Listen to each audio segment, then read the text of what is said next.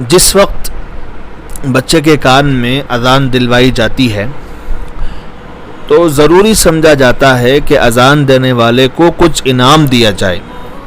گھر میں کچھ نہ ہونے کے باوجود بھی انتظام کیا جاتا ہے، اور نہ دینے کی صورت میں تان و تشنی کا ڈر ہوتا ہے، لان تان کا ڈر ہوتا ہے. اسی طرح اذان دینے والے بھی منہ پھاڑ کر مطالبہ کرتے ہیں. مزید جرم یہ کرتے ہیں کہ جتنا کوئی دیتا ہے اس کو بھی خوشی سے قبول نہیں کرتے ہیں، بلکہ یوں کہتے ہیں کہ اب تو اتنے کا رواج چل رہا ہے. کئی لوگوں کو دیکھا گیا ہے کہ اذان دینے کے بعد باقاعدہ منہ پھاڑ کے مطالبہ کر کے، ڈیمانڈ کر کے پیسے رقم وغیرہ نکالتے ہیں. بھلا ان سے کوئی معلوم بھی تو کریں کہ یہ لینا دینا شرعاً ضروری ہے یا نہیں ہے. اسی طرح اذان دلوانے کے فوراً بعد شیرنی تقسیم ہوتی ہے، مٹھائی تقسیم ہوتی ہے، اور اس شیرنی کی تقسیم کو واجب اور ضروری سمجھا جاتا ہے، جبکہ یہ سب باتیں خلاف شرع ہیں، خلاف شریعت ہیں.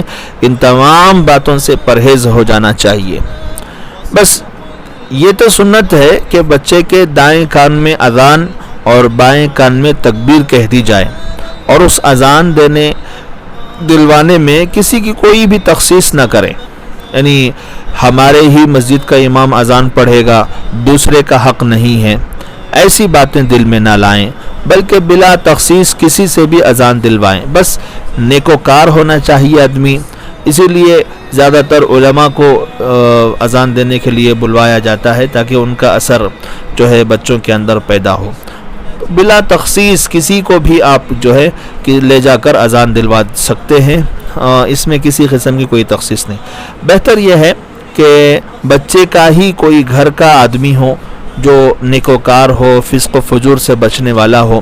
اسی طرح سنت یہ بھی ہے کہ کسی دیندار بزرگ سے، اللہ والے سے تھوڑا سا چھوارا چبوا کر، سکا کھجور وغیرہ چبوا کر بچے کے تالو میں لگا دیا جائے، اور ان دو چیزوں کے سوا باقی کچھ نہ کریں، اور ہر طرح کی رسم سے اور غیر ضروری چیزوں سے بچنے کی کوشش کریں.